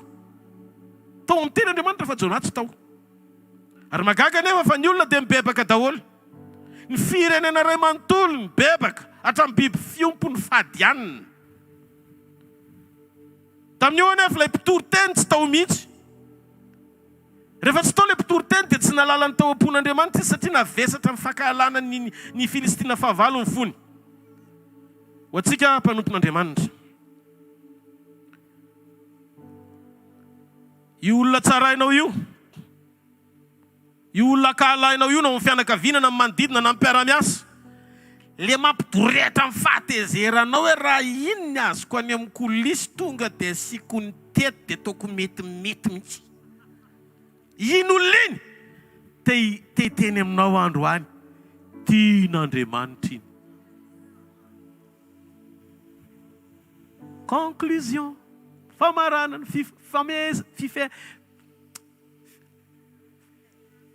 famotinana. Jona tena rombotra mihitsy zato any Ninive. Atao izay ataonao, Andriamanitra mitoe ny tena halany maizina Ninive. Fa nanjary lasana azy fa nalava-pitoam-pananarana indray ny mpaminany. Raha tokony le firenena alany no naringan'Andriamanitra, le mpaminany ny rahana no nanarin'Andriamanitra. Men'Andriamanitra fitahina tanatanamanga aloha dia nialaka tety. Vita ny asa, halleluja! Etsy ny tapitapy nandorany fotsy etsy amin'ilay misy soratra etsy mihitsy hitazana an'ilay tanàna amin'izay fa hilatsaka ny afo. Dia treto tangazana be ohatran'izao mainy izao tonga dia nampandrin'Andriamanitra tanatanamanga indray alina. Faly ery izy hitazana an'ilay izy. Tonga dia raha-pitsomaraina ataon'Andriamanitra amin'ilay 12 somary mamay tsara mihitsy. Satria Jona somary men'Andriamanitra fanomezam-pahasoavana mihoatra izy amin'ny volo, somary solasola zany izy. Andriamanitra hoe allo mamay eo ianao. Tena may amin'izay izy, kamaly nahazo tanatanamanga androany maninona ny solo sa tezitra amin'Andriamanitra. Toy izy Andriamanitra hoe ny anao tanatanamanga indray alina fotsiny. Natsiry maraina dia foana omaly, foana androany. Io mampitomany anao. Fa ny atao-poko tanàna be anankiray Niniva ve ny tiana ho very. Jona, natongavako anie tsy tonga nameloka e. Nefa zara ny kapohana teo amin'ny toeran'ny Niniva e. Tsy tao amponao mihitsy fe nitondra mibavaka. Alahelo fanahy Jona. Fandao aloha, ampahafantariko anao kely ny atao-poko. Ianao aloha mifaisoko. Ao anaty communion ihany no alalantsika ny tena marina ho am-pon'Andriamanitra. Ary zay ny mahatsara ny révélation en communion. Révélation en communion, révélation farany. Alohan'ny any ny trompetra. Mba hahafahan'ny fiangonana manomana ny ao anatiny. Tsy ho diso avesatra. Taddio farakaraky ny heritsoa ny vanim-potoana ary fiangonana ao. Ny heritsoa ny zavatra maro samihafa. Anelingelenana ny fifantohanao tsy ho ara-panahy. Anatanteraka ny mission izay ilàn'Andriamanitra anao. azo atao ny mizara tenim-pahamarinana, angataka amin'Andriamanitra mba ho ampon'ny olona zay mandre ny teny ny fahamarinana, satria ny tenin'Andriamanitra ny fahamarinana. Jesosy ny fahamarinana. Fatariny eo ampon'Andriamanitra dia tsy olany fotoana eo ampanefenanao Andriamanitra, fa mba manam-potoana izy ampandrosonanao sy ampiorenanao miaraka aminy. Tianao Jesosy, tianao amin'ny fitiavana mandrakizay izy. Jereo masony akaikinao dia tsikitsikiva izy. Tianao tahaka ny tiavany Andriamanitra. Ahoana moa ny ankahalako anao hoe nefa ianao tian'Andriamanitra? Noho izany hoe aoko tsy kifankatỳ tsy marety akavan'Andriamanitra. Halleluja. Ao anatin'izany teny izany dia tiako tsika hiomana ao anaty fiombonana. Anaty fiombonana. Iombontsika latabatra amin'Andriamanitra. Mangatà ianao ny fanahy masina ampiorina anao ao anaty fahamatorana na anananao maturité. Fahamatorana. Fahamatorana ara-panahy tsara. Tsy atambolombolo ny zavatra maro misy eto ambonin'ny tany aloha fa manomana ny fo tsara raha-piombonana amin'Andriamanitra dia mangataka ho an'ny rehetra sy ny fahataterahany sitrapon'Andriamanitra na eo amin'ny firenenao, na eo amin'ny mpiara-manompo aminao, na eo amin'ny mpiara-miasa aminao, na eo amin'ny manodidina anao. Jereo masony eo akaikinao esoro ny fankahalana hoe. Fa tsisy tenin'Andriamanitra hoe tsisy tenin'Andriamanitra teneno zay tsisy tenin'Andriamanitra. Manamarina fankahalana na ray ara. Fa inona ny teny Jesosy aminao? Jereo masony fa inona ny teny Jesosy aminao hoe? Tiava ny fahavalonao. So dia adinitsika ary zany teny zany fiangonana. So dia adinitsika zany teny zany.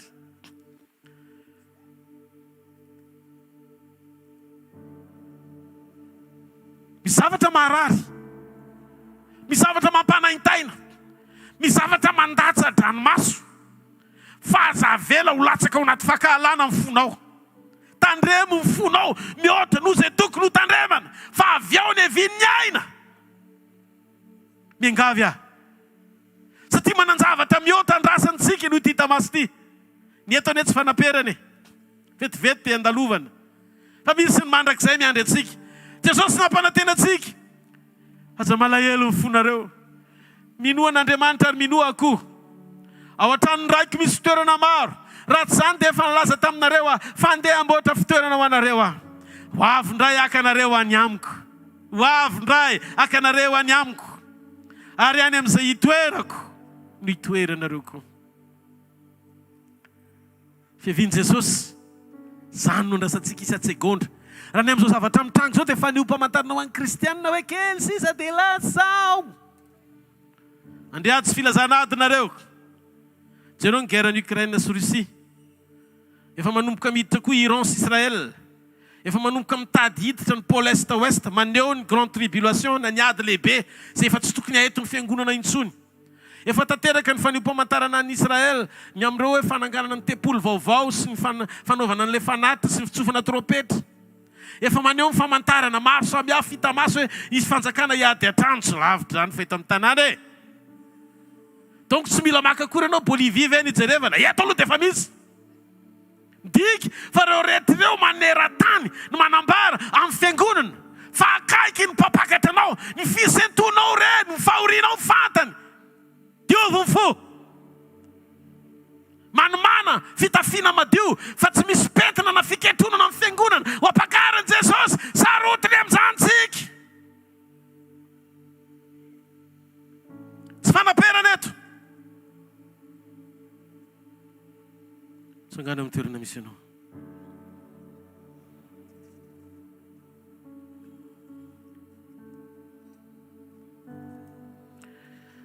Maminay ianao Jesosy. Mamy ny fonay. Tena tianay loatra ny zavatra nataonao satria manitsy anay. Taiza ny toerana nisy anay raha tsy teo ianao manaitra anay. Ndreto nisambatan'olona izay asan'ny tananao tonga manantona anao. sokafo vavanao dia mihavana amin'Andriamanitra. Raha hitanao hoe nanindrona le teny, tsindrim-pitiavany ireny, mampitombo vitamina sotrikaina amin'ny fiainam-pananao, hiatrehanao ny fiverenany. Mahasoa reny teny ireny. Dia raha renao hoe mamboatra ny ao anatinao ny fanamasina amin'ny alalan'ny teny, miangavy ianao amin'izao ora sy segondra sy minitra izao, mihavana ianao amin'Andriamanitra. Tenen'i Jesosy, Tompo tena tonga eto mitondra ny foko.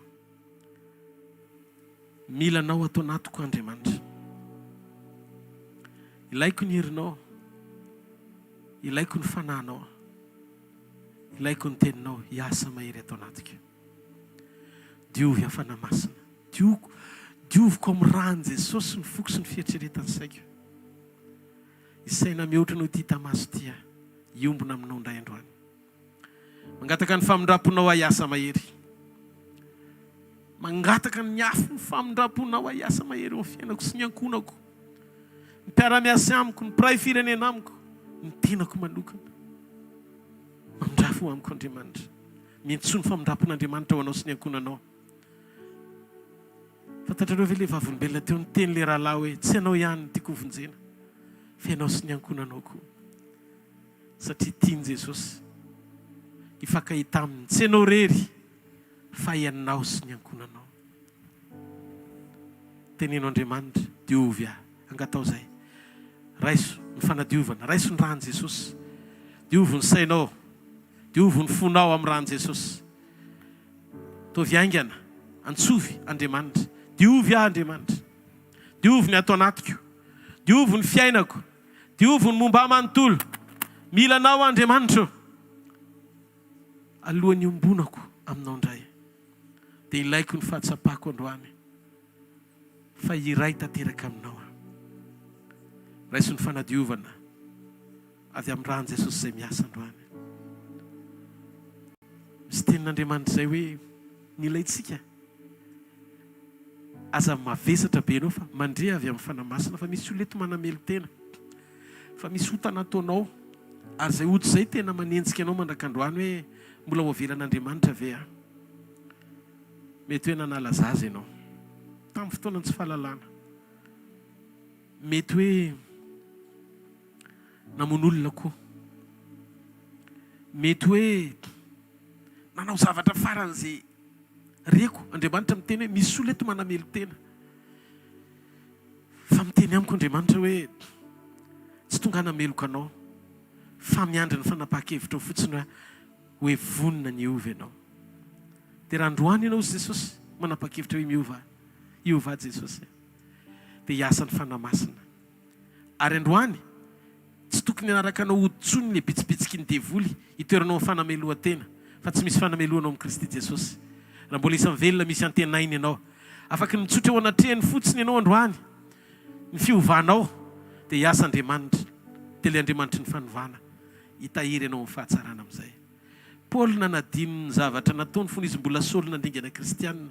Dia rehefa tonga Paoly izy hoe tsisy raha eo amin'ny tanako izy, satria efa mifahafahan'i Jesosy ny raha tamin'izay nandingana. Androany ny fotoana ahafahanao tena miteny amin'Andriamanitra. Ny olona miova fo, tsisy fanamarina tena tsony eo am-pony, fa tonga dia hitanao hoe miharihary, hoe tena diso izy. Rehefa ianao manaiky diso, tena diso, dia taditio Andriamanitra niasa manamarina anao, satria tsisy fanamarina tena avy aminao tsony, fa ny rahan'ilay mpamonjy nanamarina anao no hijoro hiaro anao hatramin'ny farany. Noho izany fibebahana marina ihany ny lala tokana ahafahanao andray fandraisan'ny tompo androany hifankahita amin'ny famindrapony anangana anao. Misaotra Jesosy. Sambatra ny olona izay voavela ny elony, tsy voasarina ny fahotany. Sambatra ny olona izay tsy isain'i Jehovah eloko, ary tsy misy fitaka ny fanahany. Jesosy Kristy tompo lay teny tonga nofo, tonga mofo eny an-tanantsika. Izy no niteny tamin'ny alazaina madiana azy, tia ny tenako izy izay vakina ho anareo. Zao natao ho fahatsiarovana misaora azy.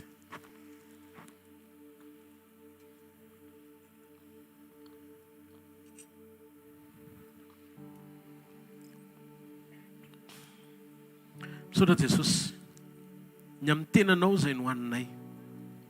Velona tao anatinay ianao ary mamelombelona ny fananay. Fifaliana ho anay ny miombona aminao amin'ny teny tonga nofo, tonga mofo izay mamela marika eo am-ponay fa nidiakapoka taminao ny nahasitrana anay. Izany no mahatonga ny fandraisana ho lalana, ahafahana maneho hita maso ny endriky ny fiombonana maha ao anatinay ny fananao sy ny teninao, amin'ny taridalina sy fanambarana tsara hitondrana ho anay araka ny sitraponao. Tahaka izany koa ny kapoaka. Rehefa nandray ny kapoaka nisy ranom-boaloboka izy dia niteny hoe tia ny raha ny fanekena vaovao sady mandrakizay izay nalatsaka ho anareo famelana ny fahotanareo. Ny raha manambara famela-keloka satria raha tsy nisy raha latsaka tsy nisy famela-keloka. Tanteraka ny fanekena vaovao sy ny fanamafisan'orina fa olona voavela heloka ianao ary nateraka indray zanany ary natsangany ao anaty fiombonana ho mpiara-mandova aminy, mpiray lova aminy ao amin'ny ray sady fanjakana iray aminy ao amin'ny fanjakana iray. Misaora azy ny amin'izany.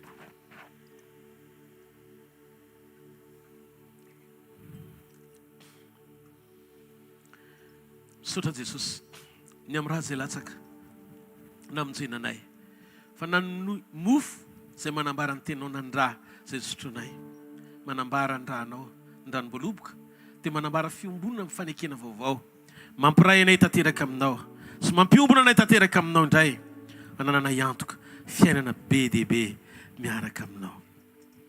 Fataro ry fiangonana fa tamin'ny vidiny lafo namonjeny Jesosy Kristy atsika, nanaiky andatsaka hatramin'ny aina izy ho solony ny ainao izay tokony ho very mandrakizay. Miolanja ao anatin'ny fony ny tenim-pahamarinany hijorontsika araka ny sitrapony, ahalalany atsika amin'ny fotoam-pampakarany. Ho tahin'ny tompo manokana ny tsirairay avy ary enoko fa ny rany Jesosy sy ny tenany anasitrana ny rofo rehetra, anaisotra ny vesatra rehetra, ampahery ny fanahinao, atonga anao mpanompo mahatoky. Iray fo sy ombona amin'ny programan'Andriamanitra ao anaty communion. Samy ho tain'Andriamanitra, teka mafipetsika ho an'ny tompo, andraisantsika ny mpanompon'Andriamanitra manaraka ao anatin'ny filazan-draharaha, aorianan'izay koa ny ao anatin'izay koa ny fanatitra, dia aorianan'izay verina hivavaka indraytsika. Misaotra tompoko. Alleluia. Azo toerana vetivety ara natateraka ny fanatitra, fahafolon-karena sakrifisy, izay rehetra everinao fampitiavana atolory an'Andriamanitra. Dia tahaka izao ny fandaminana izay eto amin'ny asa fanompoana indray a, isaorana ny tompo ny fisiany izao toerana izao. Mety aminao ve aloha le toerany? Atsangano ny tana izay mba alleluia. Saotra tsika tsirairay avy a, tsika izay vaovao vao niaraka taminay a dia ara-baina manokana. Misaotra ny tompony amin'ny fisianao ihany koa, dia ndao tsika ifampitatana foana. Ny tanjona efa nirasahan'ny mpanompon'Andriamanitra teo, ny tanjona dia ho any an-danitra tsika. Dia andao tsika ifanohana foana ao anatin'izany. Hitantsika izao toerana izao a, fantatrao izay afaka atao hoe izay afaka anohananao tsy terena. Fa ataoko hoe molon anankiray ara ny hitanao eny tokotaninao, le fa hitanao le anohanana an'le toanana le varavarana tsy mety midy iny, dia iny ho eto aty dia apetrao eto, fa tsy maninona fa mety foana izany. Izay hitanao fa azonao atao dia tanterao ho an'Andriamanitra, dia mba amin'izay tsika mba tonga eto dia mba misy tafo eto dia mba ohatra mahafinaritra be, ohatra tsara be. Fa dia manarak'izay ny fotoanantsika ny sabotsy laty moa zany, misy ireo fotoana izay iarahana amin'ireo mpanompon'Andriamanitra vitsivitsy atao Antananarivo sy ny manodidina. Raha misy mety aminao dia manatona an'ireny mpanompon'Andriamanitra, pasteur reny, aiza ny toerana mety misy, aiza ny toerana misy ianao dia atoranao aiza no akaikikaiky kokoa ao anatin'izay lafin'izay a, dia afaka mamonjy an'ireny fotoam-bavaka ireny ianao. Ny alatsinainy talata larobia dia tsy miova eny amin'ny supérieur Analakely, supérieur Analakely etsy Analakely ao amin'ny deuxième étage misy an'izay supérieur ao amin'le fotoam-bavaka. Dia manatona ny ireny fotoana ireny ianao sekoly maraina amin'ny 7 ka hatramin'ny 7 ora sasany tsy diso. Dia latsinainy manokana sekoly mpanasitranana ny talata, ny latsinainy sekoly mpamana olana, ny talata sekoly mpanasitranana, ny alarobia dia sekoly ny fanambinan-toetra amin'ny larobia izao. Lakamisy manokana fifadikanina eny amin'ny Shalom Matanimena amin'ny 7 ka hatramin'ny 3 ora. Lakamisy io amin'ny 7 ka hatramin'ny 3 ora eo akaiky ny collège Saint-François Xavier eo ambadika eo dia misy fanaovana lavage tomobile dia ao amin'ny toerana io no manao ny fifadikanitsika lakamisy. Ny zoma hatreto aloha dia anentanana antsika manokana mba hijery eny amin'ny tambazotra serasera misy ny hvkl-mission ambara amintsika eny foana ny vaovao fa ny sabotsy kosa dia veriny eto ny fotoanantsika ny fitora sasany. Mandritra nyty volana oktobra ty aloha zany voninahitra ho an'Andriamanitra dia etontsika no manatanteraka ny fotoam-bavaka. Andao hitehaka mafy tsika ho an'i Jesosy lazao ny eo akaikinao manana toerantsika hoe misaotra an'i Jesosy hoe alleloia. Dia zay ny lakamisy ny sabotsy dia ny ankoatran'izay azadiny miaino ny onjapeo ny hvkl-mission 90.8 FM 90.8 FM niaraka nresahaka teo hoe ao amin'ny tambazotra tserasera hvkl events dia manaraka mivantana ihany koa raha sendra tena tsy afaka ianao manatrika fotoana dia manaraka mivantana izany zay fotoana rehetra misy eto amin'ny asa fanompoana. Ndao ara hitsangantsika dia ndao aentritsika ty anoloana ny tanantsika hisaotra ny tompontsika fahafahana manatanteraka fanatitra. Raha amin'ny anaran'i Jesosy misaotra anao zay. Misaotra tompo tsy takatry ny saina iny zavatra zay ambaranao ilay fahamarinana manafaka anay tsy ho andeviny zao tontolo izao Andriamanitra. Misaotra Andriamanitra satria fantatray fa sady diso cible zay ny diso adversaire nandritra ny fotoana maro fa mifantatray kay ianao mahalala ny hevitra heveranao anay ilay hevitra hitondra fiadanana mankasitraka ray. Androany manokana misaotra anao zay fa afaka manatanteraka ihany koa ny fanatitra sy ny sakrifisy vavolo-karena zay rehetra avy any am-ponay Andriamanitra. Dia raiso izany ho anitra kasitrahana tompo mbo voninahitry ny anaranao taio ny tsirairay avy ianao hiaro ny tsirairay avy ianao hikarakara ny fiainany tsirairay avy vitanao zany Andriamanitra. Dia mankasitraka ray amin'ny anaran'i Jesosy misaotra tompo amen. Andao tsika hitehaka voninahitra Andriamanitra. Alleluia, alleluia.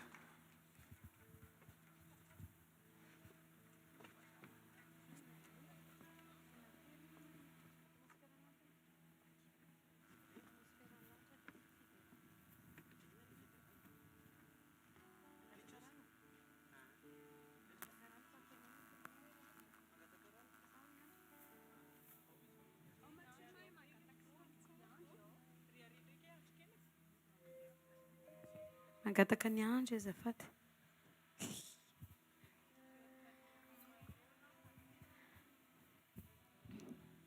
Dahoana mafiorina ny teny zay rehetritsika teo tsika ao anatin'izao hira manaraka izao alohan'ny hiterahantsika an'Andriamanitra dia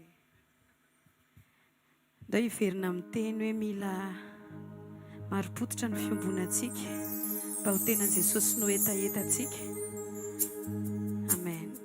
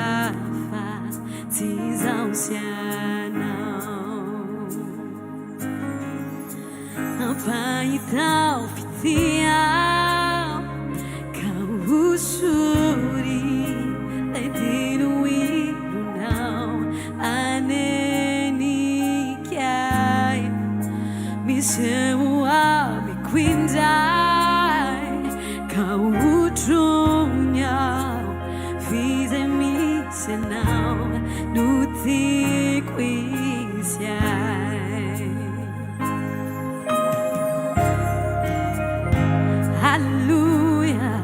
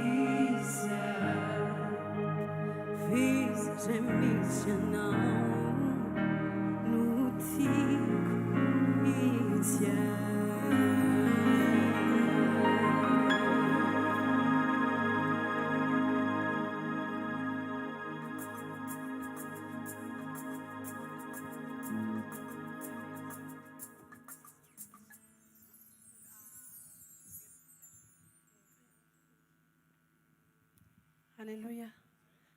Manatin'izany atmosferany lanitra izany any dia azo avela isy angalatra fifatoanao a tsy ho tafiditra amin'ny fanatrehan'Andriamanitra satria eo amin'ny fitoerana masiny indrindra tsika izao.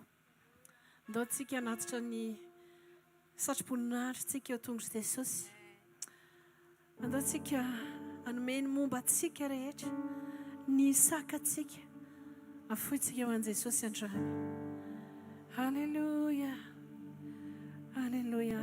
Anao tahaka andreo anjely sy ireo loholony isika hiakoka eo anatrehany dia hanatitra ny satrim-poninahitsika eo tongotra Jesosy. Ao anaty izao hoe mendrika indrindra ianao Jesosy eo. Mendrika indrindra ianao, tsisy tahaka anao Tompo.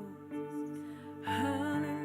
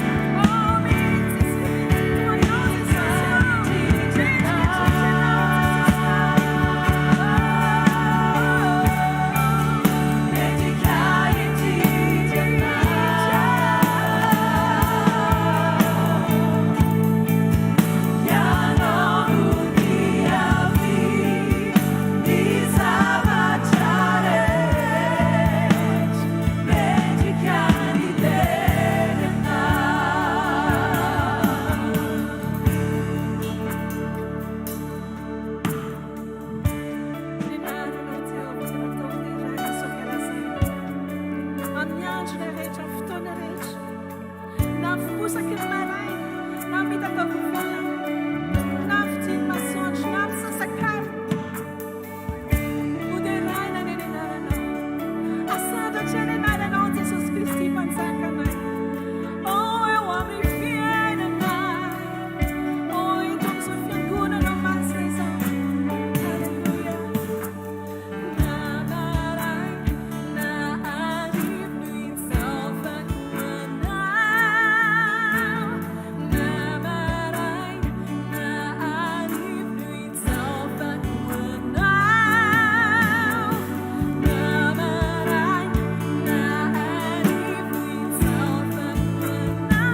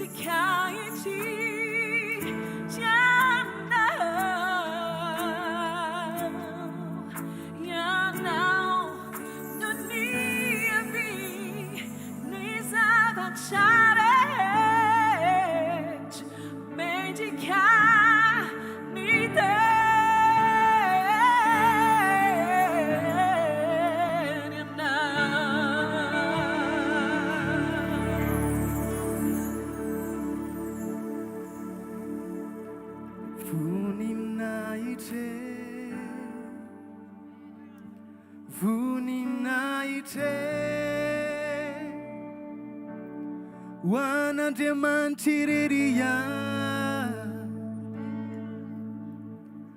any an-danitra voninahitra voninahitra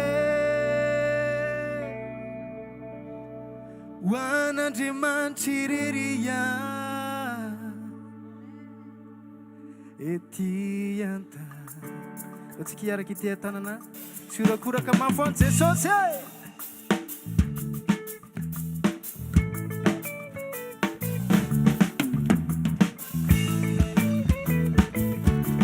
siorakoraka mafon'ny Jesosy za Jesosy mangitahita mangataka rano aminao maniry mafy amin'ny foko rehetra mangataka rano aminao aiza teno andraino angataka amiko hoe omeko fa tsy ampindramiko hoe tsika rehetra za Jesosy mangitahita mangataka rano aminao maniry mafy amin'ny foko rehetra mangataka rano aminao aiza teno andraino angataka amiko hoe omeko fa tsy ampindramiko hoe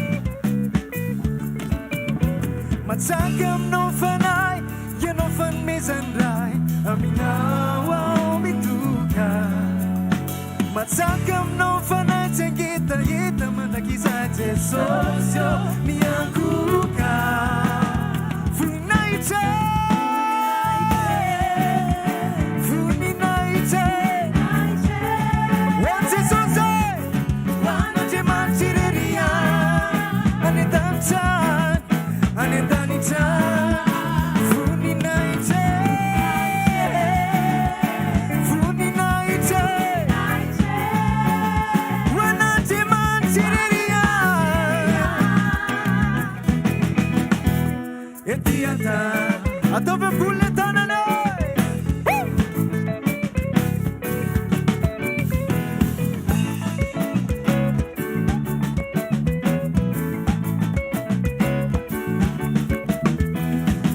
Jesosy mangitahita mangatakarahanao aminao amin'ny fanahy ny famarinana no iterako anao ho fahavampo amin'ny falindray ny fon'andriamanitra ray za Jesosy mangitahita mangatakarahanao aminao amin'ny fanahy ny famarinana no iterako anao ho fahavampo amin'ny falindray ny fon'andriamanitra ray Fefentanatsikay matsaka aminao fanahy ianao fanomezandray aminao mitoka matsaka aminao fanahy tsy angetaeta mandrakizay Jesosy mianguka tsika rehetra voninahitra voninahitra hoan'andriamanitra ireria any an-danitany any an-danitany voninahitra anao iray voninahitra hoan'andriamanitra ireria ety an-tany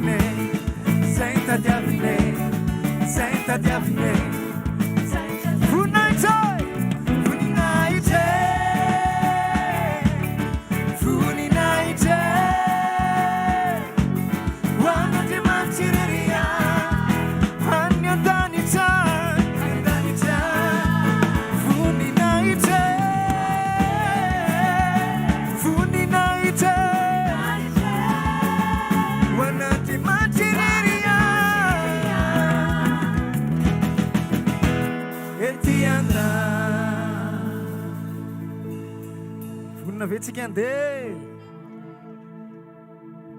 hiaraka itsenan'i Jesosy eny amin'ny roa landritsika amen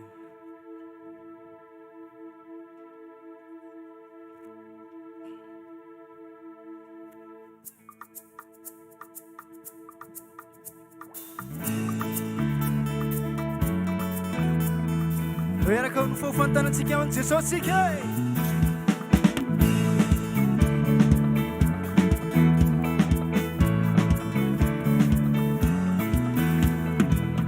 fanambanina fa aza tezitrenao hoe fa tsy haiko ny ankinao hoe amfilao am'izao hoe ny afantiana raha tiana tokoa resana ihany aloha Jesosy famonjena tsy mandehandeha ho azy safidy efa nomeny ho avy izy ankany anazy fotoanany ray efa atry ny elabe zay nateraky indray ihany mandeha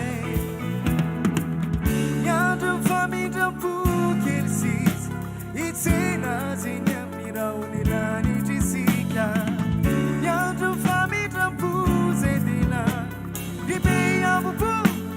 odavele tiata tsisy akivilivily na misotro na mamily tsisy anapakevitra amteranao omaniky onidy na andehanao na tsy afaky lazanao hoe tsy nisy nampatety pakely sisa de lasao amariso misy namatranao paralasedul yonuraisinanao yopitsumine tsy misy azatao pakely sisa de lasao afatrafate lazalazao mibebake zay ande aoninao fa eo indrisixao vonna vetsikitsanan jesosy asiurakuraka mavka